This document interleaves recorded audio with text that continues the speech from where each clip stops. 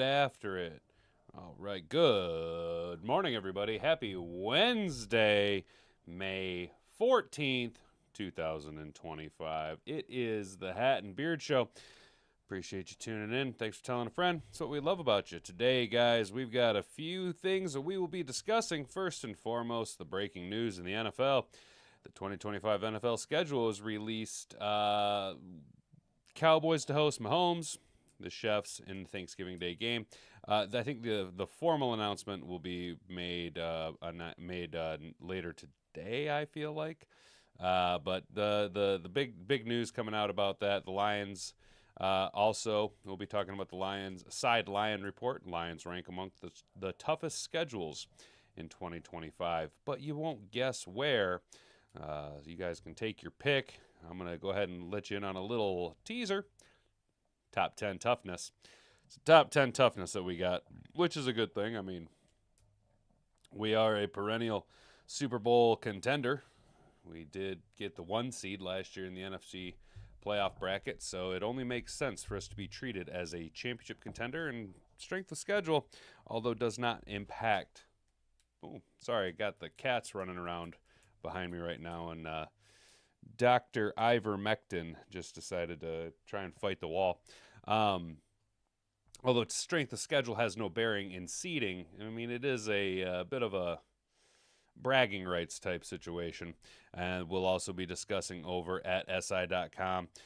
Christian Boer has a little article here come up. We might even watch the video of new OC John Morton talking about Lions. Jameson Williams has been, quote, unbelievable during spring. We'll see what the coaches have to say about that. Also, if we have time, now this is totally if we have time, if you guys will go ahead and take a look down at the poll, you will see, should the Lions make a move for Cincinnati Bengals 30-year-old Pro Bowl caliber defensive end Trey Hendrickson, who just recently stated he won't play for the Bengals in 2025 under the current contract. And unfortunately for Cincinnati, with all of the deals that have been dealt out over the past 2-3 years there, Joe Burrow getting paid, T. Higgins, Jamar Chase getting paid. Both those two guys alone will account for $69 million.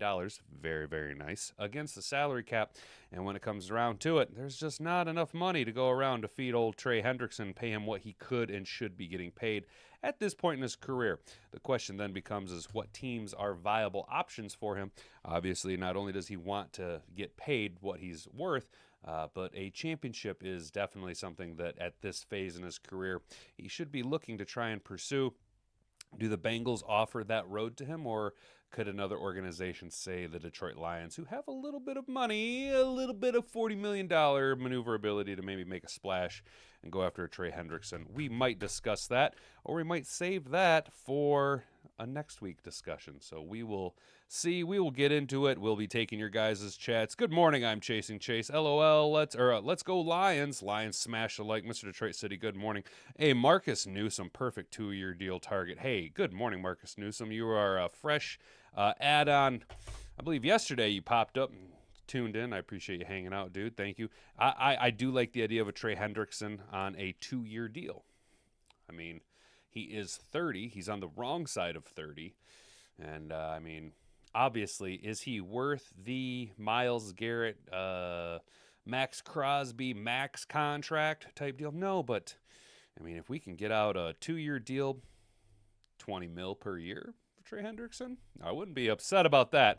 But that's something we can discuss possibly today. If not, we will save that discussion for Monday. But first, you guys, lastly here, before we get into the show, if you wouldn't mind doing me a solid, if you're not already, would you mind doing a barrel roll down over to the bathtub underneath the video here and liking the video if you enjoy what we do here, subscribing to the channel if you're new, and then the big question that I know you're asking yourself is, boy, Hat, how can I be a part of this ragtag bunch of ragamuffins you call the Hat and Beard Show here Monday through Wednesday, 10 a.m. to 11 a.m.? How can I partake in the popping off fiery chat here that we got going on? Marcus Newsom just added, we've paid for CBs every season. Go lock up the best NFC Blitz packages. I completely agree with you. That, see, we got good copy the link for the stream, post it, and whatever, and other live shows. It works. No shit. Interesting, Mr. Detroit City. I like your play there, my friend. I like your play there. So if you want to join these dogs down here in the chat, these OGs, ring that notification bell so that you never miss out on any future content. And then to tag along with Mr. Detroit City, that apparently if you want to go ahead and copy this link and post it in other people's streams, hey, I'm not going to complain. Go ahead and draw some eyes over here to us. Try and get us off the ground here. But the best thing you can do is share this link around. Now, I completely understand not wanting to be affiliated with the Hat and Beard Show. I myself wouldn't want to be affiliated with myself either. And we all have our well-cultivated and well-groomed social media images over the years. We've tailored what exactly the algorithm thinks that we are and what other people think that we are. So without wanting to completely embarrass yourself being a Hat and Beard Show fan, you don't have to share it around with all your friends. Just copy that link down in the clipboard. Works just the same. The algorithm can't tell the difference. So now that all that's out of the way, beards and boobs, and you've assaulted that like button, get the old 2-piece and a biscuit. Let's go ahead and get into the show. It'd be a lot cooler if you did. All right, fellas. So we got 4 votes already popped off on the poll question. 5 votes. Looks like you guys are kind of splitting it here. Should the Lions make a move for Trey Hendrickson? 60% of you are saying it's a no-brainer. And 40% of you are saying it's a foolish move. It's a good topic for discussion. I do think that this is a good topic for discussion, maybe more of a thought exercise than a reality, but that's something that we can continue to kind of make hay and look forward to, kind of plug away at as the days go by. But today we're discussing 2025 NFL schedule release. Cowboys to host Patrick Mahomes and the Chefs in Thanksgiving Day game on CBS. Oh, pardon me, this came out 7:40 in the morning just today. And boy, aren't we all excited that not only do we get to sit around and watch the Cowboys on Thanksgiving Day, we know they're going to be just a illustrious organization this year, making big plays, big moves to go get the basket case George Pickens. And boy, if there's one thing I really want to watch, it's the Cowboys playing, everybody's favorite, the Kansas City Chefs, because I can't wait. Boy, Romo's really going to be split on that one, isn't he? Who's he going to glaze harder? His former team or his man crush? You know what I'm saying? Patrick Mahomes. His best days are in the past, if you ask me. Not worth the cash. I'm Mr. Detroit City. See, and that's kind of what I was curious about, is what is your guys' take on Trey Hendrickson? Is it worth it to bring in a top-end defensive end? What do you have to give up to bring him in, right? What are we going to have to do to bring him into Detroit from Cincinnati? What do they want in exchange for him? And also, is it worth it? He's on the wrong side of 30. I like the idea of a 2-year contract like Marcus Newsom put out there. That 2-year contract does sound kind of nice. Maybe front load it for this year so that you have an easy out next year, kind of like what we did with Zadarius Smith. But I'm torn. I'm chasing Chase. Do it just to make my mom mad. Oh, that's right. Yes, Chase, that's right. Your family is Bengals fans. I was curious about that. You have a little bit more inside information on Trey Hendricks, be it that your family's the Bengals fans there. How would you feel? I mean, man, I am torn on this. Had hit that hot oil can real quick, fellas. It's an interesting thought exercise. In reality, I don't see it. I don't see it happening. A 2-year deal would be more palatable, but we do have contracts coming up. We gotta pay Hutch. Hutch is gonna reset the defensive end market. We gotta pay Laporta, Branch, Action Jack Campbell. Gibbs contract gonna be coming up. I'm trying to think of some other people. I mean, Montgomery, I don't know how long his contract is doing. Is he going to be a second-year contract guy in here in Detroit? You know what I'm saying? That type of stuff. So there's Jamo. Jamo's going to have to get paid if Jameson Williams is in the future plans for the Detroit Lions. That's all up for the future. And when you bring in a guy like a Trey Hendrickson, that's a lot of money that you got to pay out that could impact. Now, I mean, what it really will come down to is, Branch is probably going to be a pretty palatable contract unless he wants Kirby Joseph money. Gibbs will pay Gibbs whatever he wants. Hutch pay Hutch whatever he wants. Laporta, Unless he has a similar season to what he had his rookie year, I don't think he'll be a top dollar tight end. I'm also kind of have a feeling that he'd be willing to take a bit of a hometown discount for the Detroit Lions. And then Jack Campbell, linebacker is not necessarily the most premier paid position in the NFL, but he will, if he has the career trajectory that experts and myself are kind of expecting him to have this season, he could get top end, not reset the market, but top end dollars. So it'll come down to who, if we were to bring in a Trey Hendrickson, say $20 million a year for 2 years, who's going to be the odd man out? And the odd man out, at least based on our draft strategy, we traded up to grab a wide receiver in the 3rd round. Who could be the next Cooper Kupp? All I'm saying, Jameson Williams could be the short end of the stick, the odd man out. Bengals fans, is that a real thing? Thought all those went away when Carson Palmer left. Dude, I liked Carson Palmer, man. I like Carson Palmer. And let's not forget, Carson Palmer, he sat behind former Lions great John Kitna. That's right, John Kitna. Old Kittners. You know what I'm saying? Old Kittners. I wonder if we were waiting for a medical evaluation before making a move. That's kind of what I'm considering is how privied are like the Lions to medical information of a Trey Hendrickson. And could this have been the plan the whole time? Could Brad Holmes have just been having more data, more information than the rest of us are privy to? Maybe this was the plan the whole time. Maybe he was going to trade up to 17 with the Bengals and get Shamar Stewart. Maybe that's what we planned. But when we called, they were like, hey, look, if you wait till after the draft, we'll make a great deal for you to take Trey Hendrickson off of our hands. Oh, you're talking about the move on Hutch. Gotcha, Marcus Newsom. I see what you're saying. Just my mom, Mr. Troy. Okay, gotcha. Oh, wait. So, well, you know, Marcus Newsom. I think I based on the videos. I don't know if you've seen the highlights of Hutch, the past couple weeks. Looks like he's going to be good to go. I mean, the drills I seen the guy running.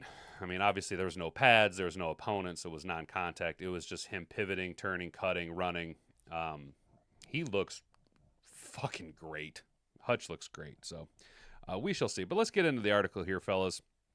The game we're all waiting for. Ooh, let us all build our Thanksgiving Day dinner around the circled on the calendar beginning of the season, the game we're all champing at the bit to see, and that is Patrick Mahomes and the Kansas City Criminals going down to Dallas to take on the Jerryville Dallas Cowgirls. Dallas is setting for an epic showdown and homecoming on Thanksgiving Day. Patrick Mahomes and the Kansas City Chiefs will be heading to Dallas to square off against Dak Prescott and the Cowboys on November 27th, Week 13. CBS announced Wednesday on CBS Mornings. Mahomes is set to play in Arlington, Texas for the first time in his illustrious pro career.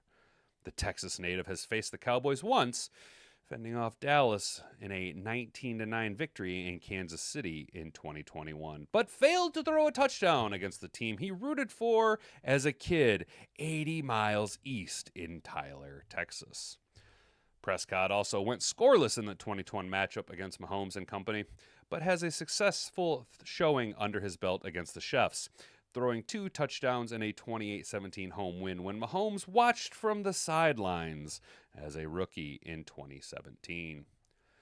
Dallas's 2025 date against the Chiefs is one of many tough matchups on the docket for the Cowgirls.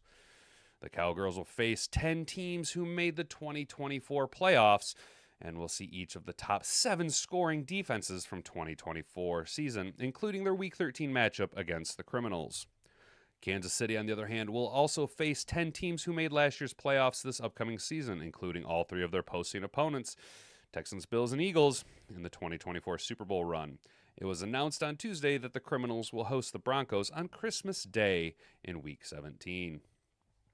It will be the first time since the '06 season that the Chiefs will play on Thanksgiving Day, which was the debut year of the continued NFL tradition of scheduling 3 games on the holiday. The franchise holds a 5-5 record all-time on Thanksgiving Day.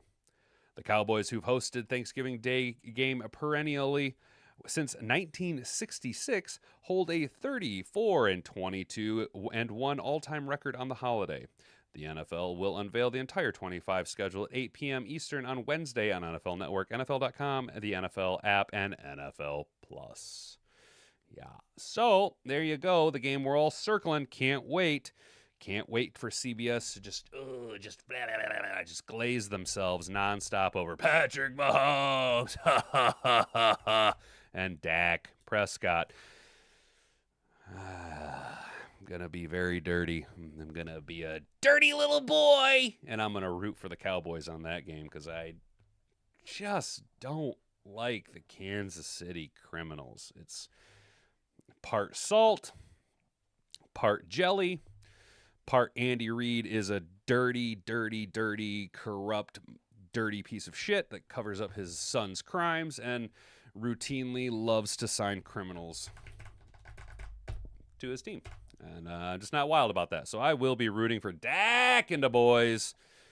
Take the proverbial 2-before, right, to Patrick Mahomes in his first game in Cowboys Stadium. We'll roll on over to the chat. If Detroit goes into the season healthy, we will be fine. Every team has a weakness. Health is only one thing holding us back. Correct, Marcus Newsom. I would expand on that and say that health was the only thing holding us back from a Super Bowl.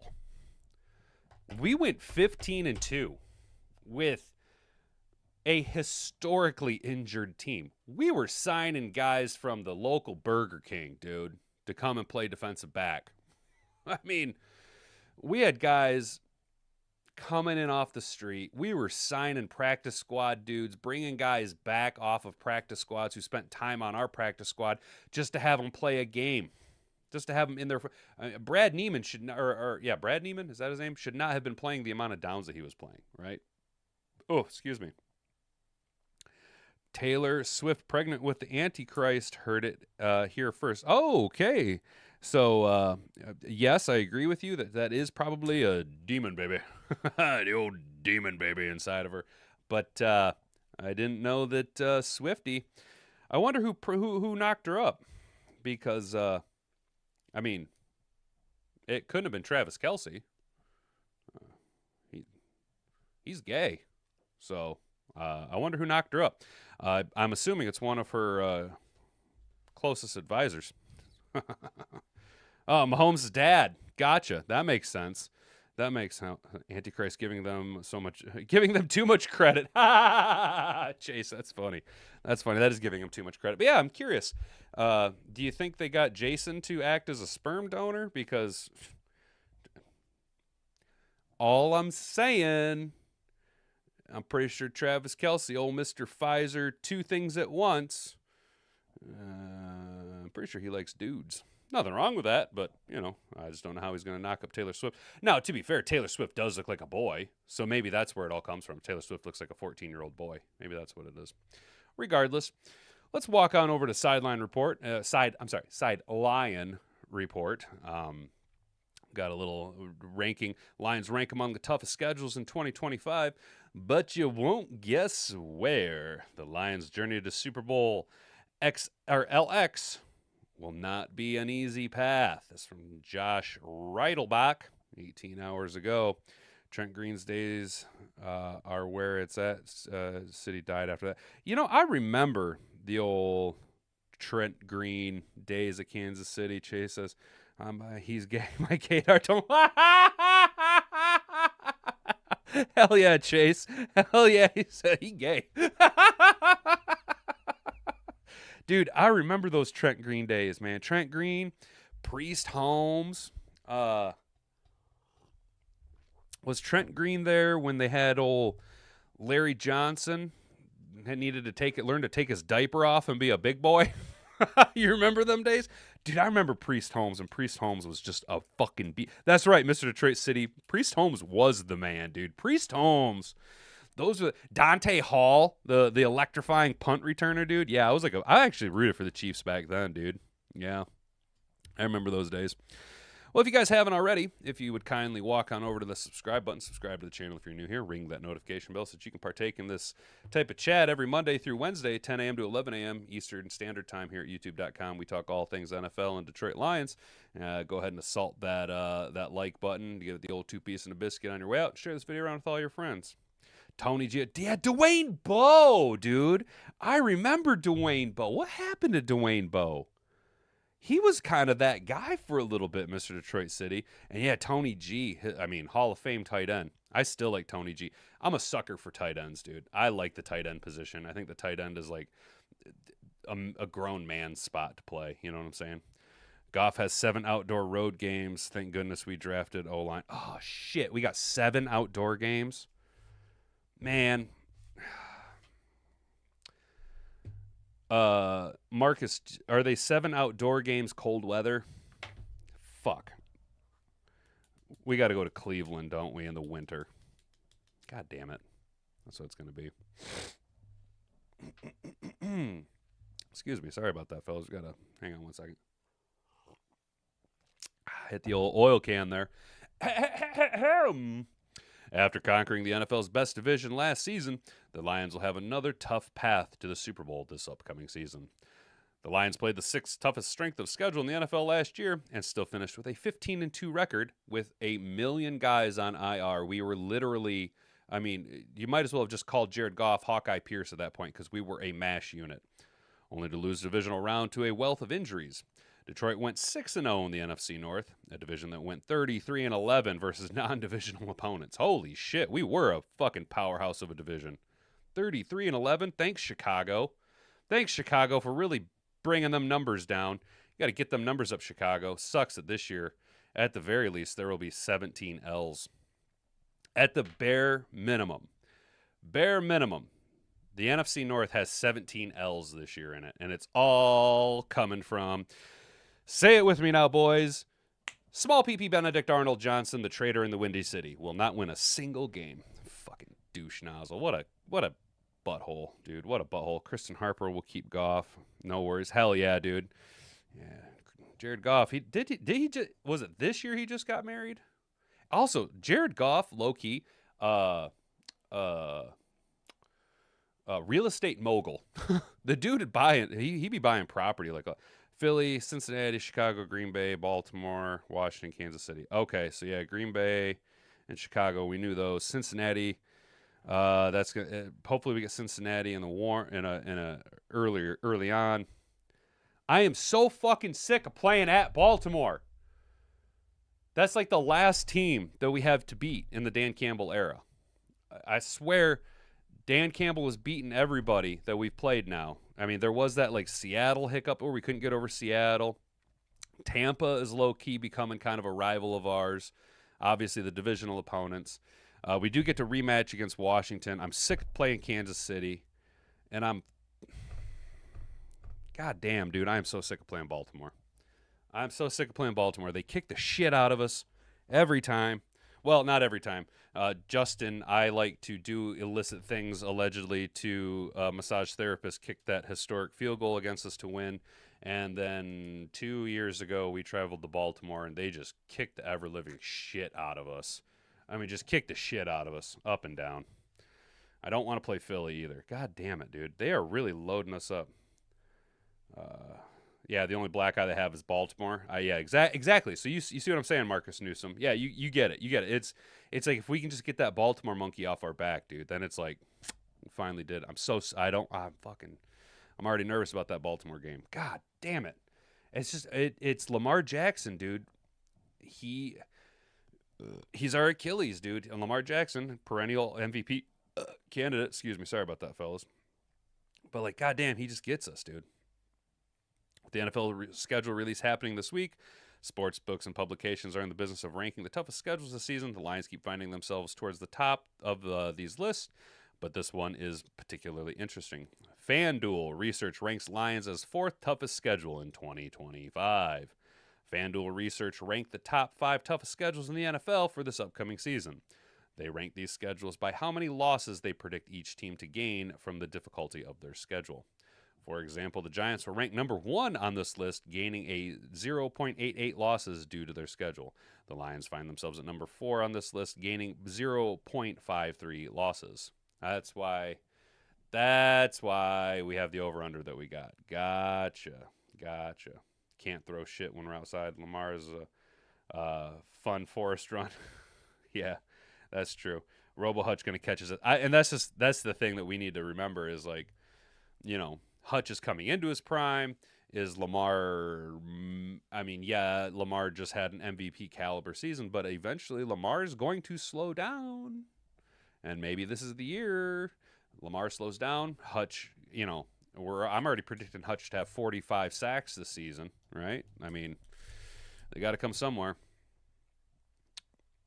Luckily, the Lions are clear number 4 on this list as there is a big fall off in those losses gained between Detroit and the top 3. Giants, Browns, and Bears. Oh, good. The Bears have a tough schedule, too. Fuck the Bears. Fucking Benedict Arnold, butt fucking Johnson. These should come as no surprise to the fans, as the combination of winning your division and playing in the NFC North will lead to a hard schedule. Lions' toughest games in 2025 come on the road. Detroit has to go to Kansas City, Philadelphia, Baltimore, Washington, Cincinnati, and we got to travel to Los Angeles. Oh, very difficult. Don't you think about it. Abby. No, Abby. My cat's going to walk in the camera. Abby, what are you doing up? How did you get up here? Why are you all in here? Abby. Oh, Jesus Christ. This is an absolute gauntlet of road schedule for Detroit. Luckily, the Lions were a perfect 8-0 on the road last season, and there are 18-4 on the road since the start of the Lions' run midway through the 2022-2023 season. JMO gets stuck in Vegas jail. Your production crew well, Chase, the thing is that they're getting way more comfortable being in here now, and and the one cat, she is right. She keeps walking directly under the lens of the camera. Abby, come on, dude. I don't know if you guys can see Dr. Ivermectin over here. He'd be trying to fuck. Okay, good. All right, now we're clear of the camera. Okay, thank you. Sorry about that, guys. Very unprofessional. Very unprofessional of me, I know. Normally, I shut the door and keep the cats out, but I'm kind of trying to let them be in here a little bit more, just so they can kind of have a little bit more interaction. I'm not trying to be that guy. All right, Ivor, you're chilling. Yeah, I don't know. We got this big orange cat. His name's Ivor, but I call him Dr. Mectin. Dr. Ivor Mectin. I'm a cheeky little bastard. The schedule loosens up a bit at home for Detroit, playing the Browns, Giants, and Steelers at home in Ford Field. Okay, so hey, look at right there. We could get the Browns or Giants. So two of the teams I wanted us to play on Thanksgiving Day, we could get. Unfortunately, they still have to face the Buccaneers for the 4th time in 3 seasons, and the Cowboys, in addition to their 3 divisional opponents at home. Hey, the Cowboys have to travel to Ford Field. What? The Cowboys have to travel to Ford Field? Wow, that's normally we have to go to Jerryville and deal with not only Jerry and the Dallas Cowgirls, but also the Zebras. This is going to be wild, dude. Maybe we'll actually have a little bit of an actual like fair game with the Cowboys. Oh, dude, I can't wait to see how many times Dan Skipper gets lined up wide just to troll the Cowboys. Oh, that's going to be awesome. That's going to be awesome. I am tired of playing the Buccaneers though. They play us kind of tough, man. Todd Bowles, his defense is nasty. They're nasty. They give us a handful because they have a pretty strong offensive line. Their linebackers are real good. Their secondary's coming along. And let's be honest, Baker Mayfield seems to have really found his home in Tampa. So Tampa will be a tough game. Due to the schedule, FanDuel has the Lions win total at 10.5 for the 2025 season. The Lions have won 12 and 15 games in consecutive regular seasons and arguably have their best roster in that stretch going into this season, as long as we can stay healthy. Overall, as much as it inconveniences the Lions, I think a difficult schedule may be good for this team. That's right, iron sharpens iron. Having to play tough teams all year should prepare them for the playoffs, and if they can stay healthy, they should be a force to be reckoned with for a Super Bowl run. Odds refresh periodically and are subject to change. So there you go. And so we can then take this information and start to whittle it down. Unless we get the Packers for our so let's just go ahead. Obviously the Cowboys, they're out for the Thanksgiving Day game. Tampa, Pittsburgh, Cleveland, the Giants, or one of our divisional opponents. I still think it comes down to, as much as I'd like to see the Giants or the Browns, I really just think Thanksgiving, it's going to become a tradition, Lions Packers on Thanksgiving. They didn't do ticket favors making all of our top end opponents road games. Okay, gotcha. So it's a money thing. I got to flip this because I can't quite read. They didn't do the ticket payers any favors making all of our. Yeah, dude, they really didn't. Well, I mean, remember what we talked about yesterday, Marcus? Was got to get our money green here and put it. We're going to load our brush up with money green. It's all about making that money. And Roger Goodell is trying to grow the league to a $27 billion a year industry, or a $25 billion a year industry by 2027. So yeah, it's hot opponents, going to get the tough schedule, going to get the big names, which, like you say, ticket payers aren't getting any favors, but maybe the viewership will. Maybe we'll get more primetime games now. You know what I'm saying? And when we travel to Los Angeles, are we playing the Chargers or the Rams?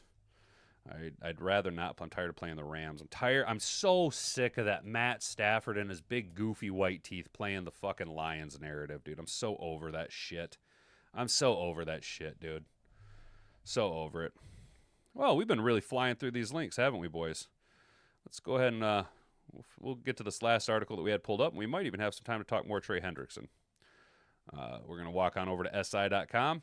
Christian Boer, really like the work that this guy does. Lions' Jameson Williams has been, quote, unbelievable during spring. I have a twitch in my left eyelid that will not stop. Oh, my God. This is super annoying. Oh. Coaches praise Williams' offseason work ahead of the 2025 campaign. If you guys haven't already, would you kindly subscribe to the channel if you're new here, ring that notification bell so that you don't miss out on any future content. And like this video. Go ahead and share this around with all your friends. It really helps the channel grow. Engage down in the chat. The poll has 6 votes going on. Starting to run away with it. It's a no-brainer. The Lions should make a move for Trey Hendrickson. 67% of you to 33% think that we should bring in Trey Hendricks. Marcus Newsom, dude, you were on it, my guy. Holy cow! So it's the Rams. Great. I get to hear that whole Matt Stafford versus the Lions, Jared Goff versus the Rams, blah blah blah blah blah. I am so over that story, dude. I'm so over it. I'm just tired of it. I'm tired of the Rams. I'm tired of looking at their ugly-ass uniforms. I'm tired of looking at Sean McVay and his pointy fucking face. I'm tired of looking at Matt Stafford and his big, goofy fucking white teeth. Look, the long and short of it is we have the Rams number. Matt Stafford can't beat the Lions. Jared Goff bangs Sean McVay's wife, and that's the end of that. Boom. That's how I feel about that. The 2024 season can qualify as a breakout year for the Detroit Lions wide receiver Jameson Williams in the eyes of many. He surpassed 1,000 receiving yards for the first time. He sure did. He really, really got over that 1,000-yard mark with 1,001 yards. Now, overall production, he totally elapsed that because Jameson Williams in the style that small PP Benedict Arnold Johnson is utilizing him got some rushing yards on top of that too. J-Mo will be the reason Detroit has 2 1,200-yard receivers. Okay, Marcus Newsom. Well, you're new here, so you wouldn't know. So my take on J-Mo. Jameson Williams will finish out his rookie contract in Detroit. The money that he's going to want will exceed what Brad Holmes is going to be willing to pay him.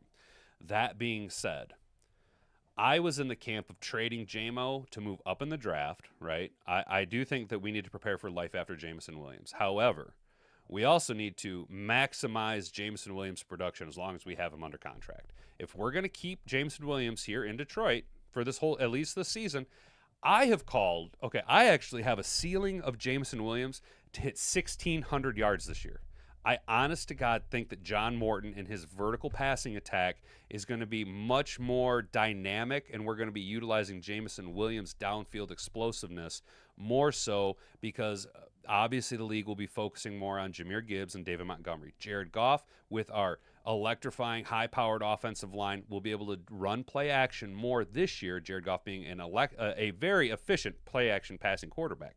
So my ceiling for Jameson Williams, is 1,600 yards, right? My floor for Jameson Williams is 1,100 yards. My ceiling, though, for Amon-Ra, he will have more catches and more touchdowns than Jameson Williams, but I think Amon-Ra comes short of the ceiling of Jahmyr Gibbs. I think my ceiling for Amon-Ra is about 1,400 yards with a floor of also 1,100 yards. So I do think that we easily have 1,100-plus yard receivers, 1,200 yards. I like where your head's at with that, Marcus Newsome, simply because my ceiling for JMO, if the breakout's going to continue, and he's going to continue, if we're going to buy into the hype of unbelievable spring, if we can project what he was able to do with one full year of development, with being in-house, no injuries, not being suspended, the growth between year 2 to year 3, year 3 to year 4 here should be a massive step forward.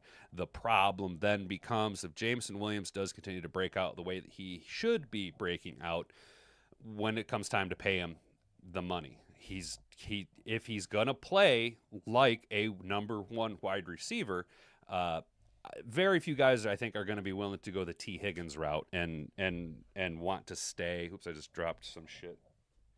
I've been fiddling around with a pen cap over here that I've broken. Very few guys are going to go the T. Higgins route and be willing to stay for less money, and especially I think Jameson Williams, contract comes up. Teams are going to have more money. Look at the Patriots. You know what I'm saying?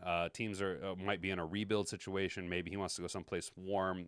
He kind of fits what Mike McDaniels wants to do down in Miami. So it comes down to money. But this year, I do like the idea of JMO going 1,200-plus yards. Tesla hang on. It's hard for me to read the fucking chat. Tesla was his morning wake-up bell. Oh, whether it's us pays him or not, he's looking like a contract year. He's not welcome here in Florida. Mr. Detroit City says, we don't want JMO down here in Florida. Yes, Marcus Newsome. I would like to think, and this comes down to, with what you're saying, this comes down to the maturity of Jameson Williams. Is Jameson Williams maturing to the point where this is his wake-up call? Does he realize what he needs to do? Or is Jameson Williams going to be a diva and be offended and be all butthurt about this and stomp his feet and flap his arms around? You know what I'm saying? I'm going to kind of guess you're not necessarily a JMO hater. I don't want to say you're a JMO stan, per se, or a fan. But I think you're kind of in my boat where it's like, if JMO's going to be on the team, we need to root for him to be the best version of JMO that we can get, right? And I actually really like the idea of rolling out 3 or 4 wide receivers. Obviously, start of the year, Fireball Tim Patrick's going to be your number 3, but eventually I do like the idea of Amon-Ra, Tesla, and JMO as your 3 wide receivers with Sam Laporta. Big bodies, young, dynamic wide receivers, great hands on everybody. You know what I'm saying? I lived in South Florida. If JMO were to go to Miami, things won't end well for him. That's the other thing is, that's like we talked about. If JMO were to go to Dallas, that's not necessarily the organization that you want him to go to. It's why if JMO wanted to have a successful career, New England, Mike Vrabel, kind of more suit and tie. Obviously, they need a wide receiver there. Kid can't handle Detroit. Miami would be the end of it for the kid. That's true. If he can't handle Detroit, Miami would be infinitely worse as far as I've seen. Johnny Morton is preaching. John Morton is preaching explosive plays. Yes, and Marcus Newsome. John Morton preaches explosive plays, and statistically, even though he was the passing game coordinator, not the offensive coordinator for the Denver Broncos, I believe Bo Nix was either first or second in pass plays over 20 yards. So it's kind of where my head is at with JMO having up to 1,600 yards is downfield passes, not so many short passes, not so many catch and run passes, but let JMO beat his man, make him look silly. Theoretically, our offensive line will be better this year than they were last year. I'm counting on Tate Ratledge being borderline Pro Bowl as a player as a rookie. Frank Ragnow being healthy, maybe Graham Glasgow pulls his head out of his ass and doesn't continue to regress. And obviously, Penei Sewell fit him for the gold jacket already. But yeah, I see more downfield plays. I don't think it's ridiculous to think that Goff can push 5,000 yards this year. I really don't, especially with Morton's style of offense.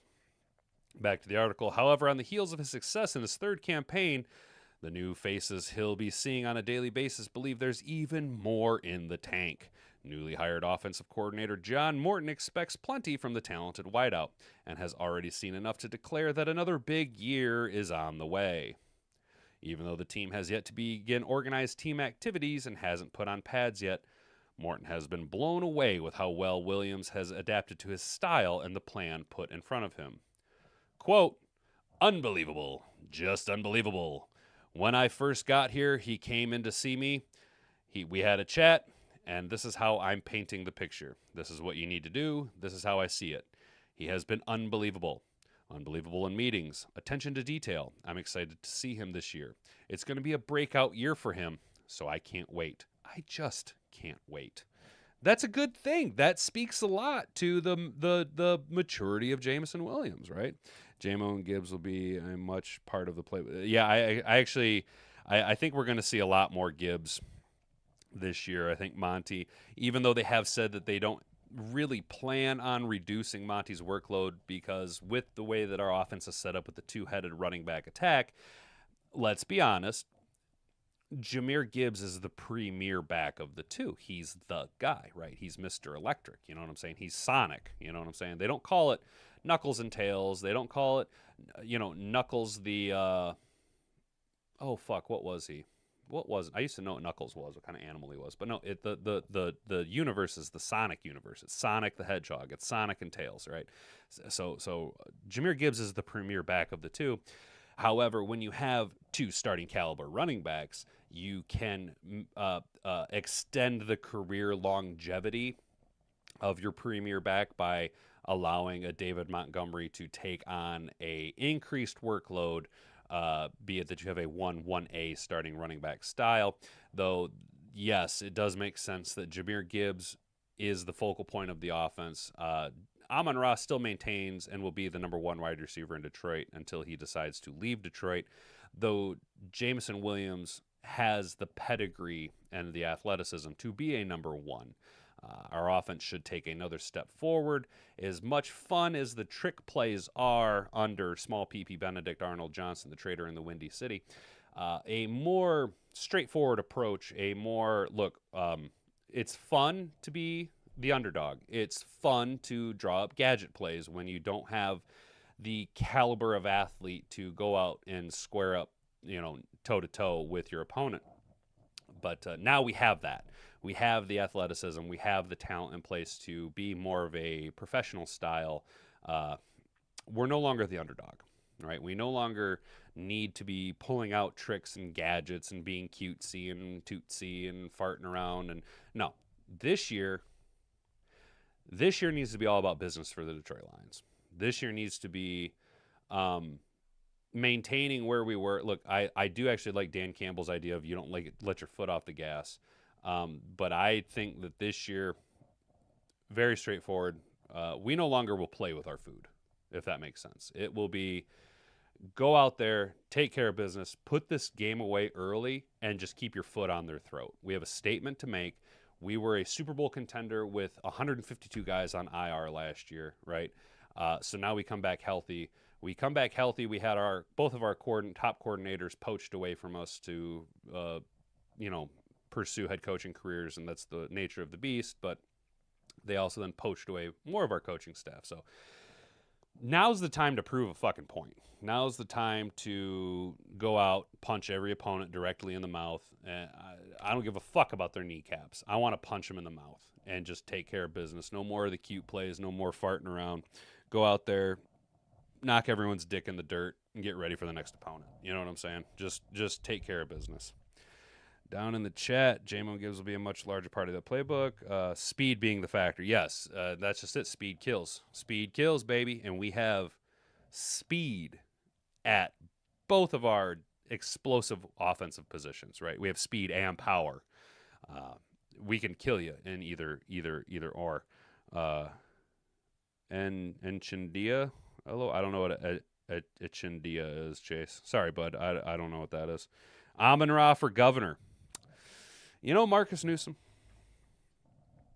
the gubernatorial race here in Michigan is going to be an interesting one.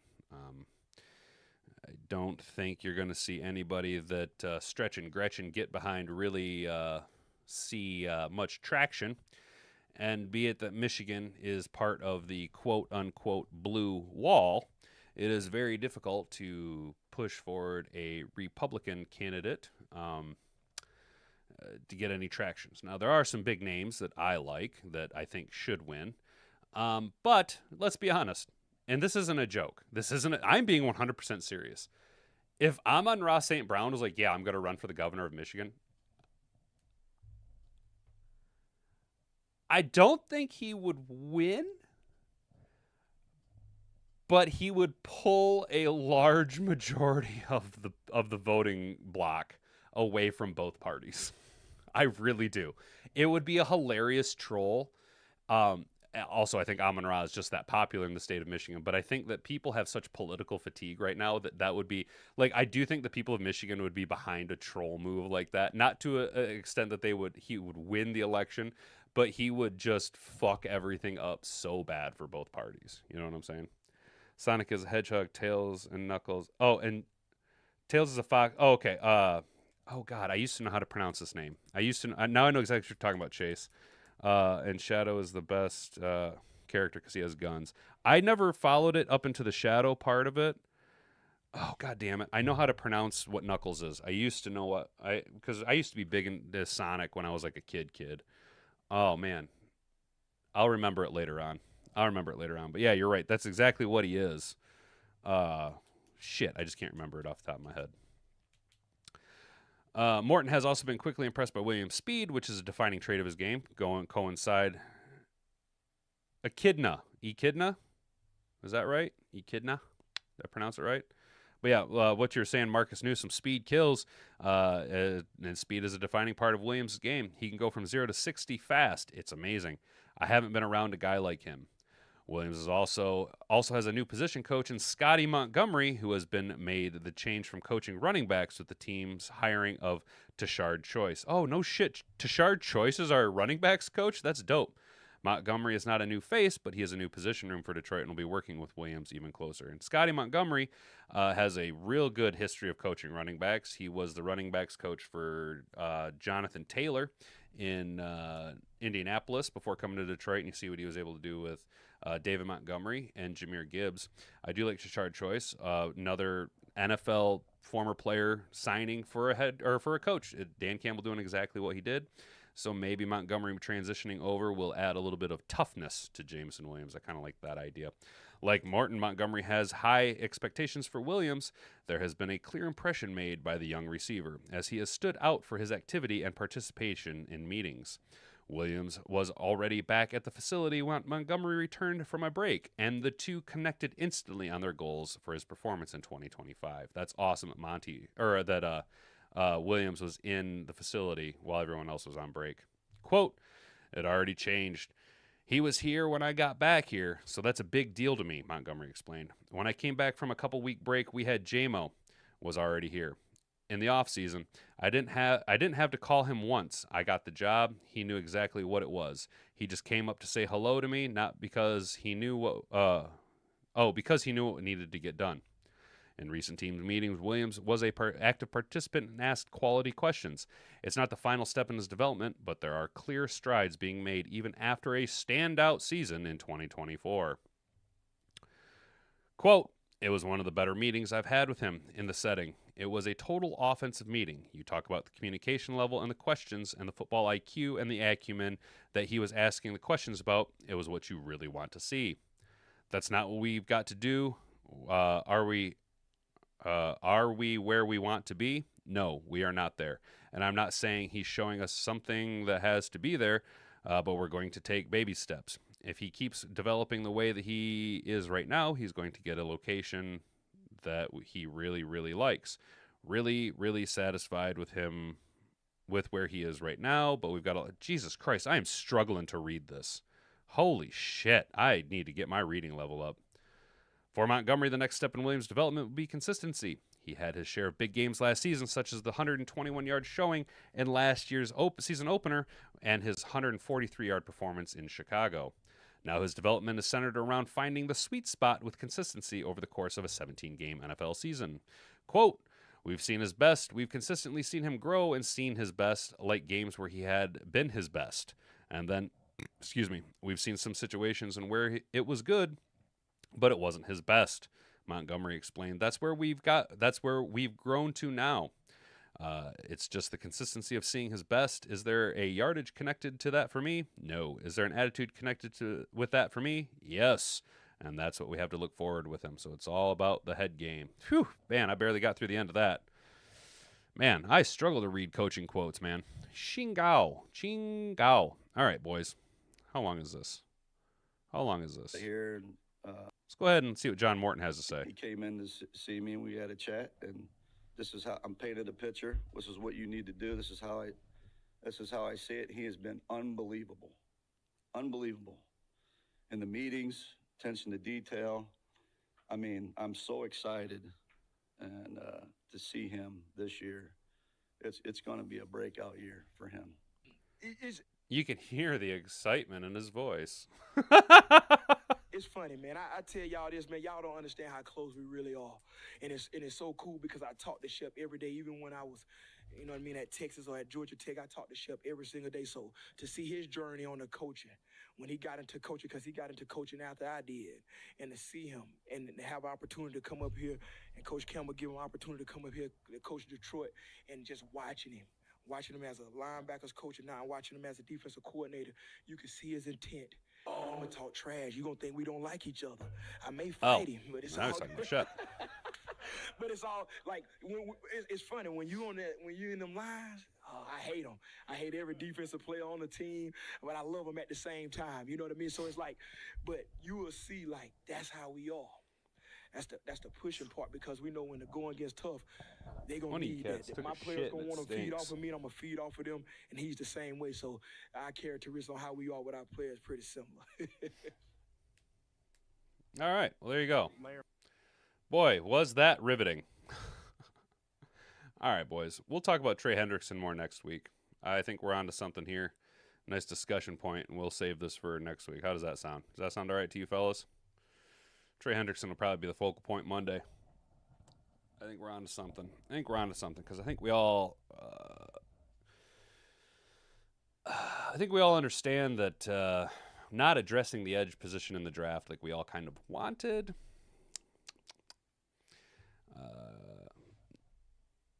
leaves us lacking in a very specific position that we all are kind of like, we need this to get over the edge, being edge.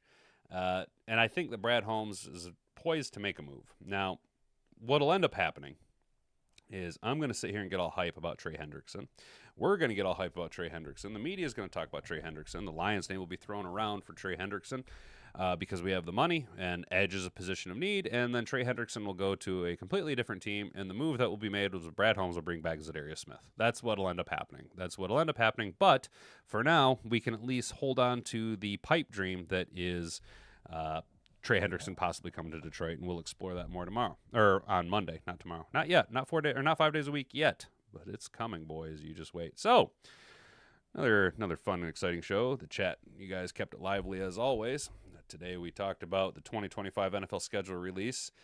Patrick Mahomes will be going to Dallas to play the Cowboys for the first time in Dallas in his NFL career.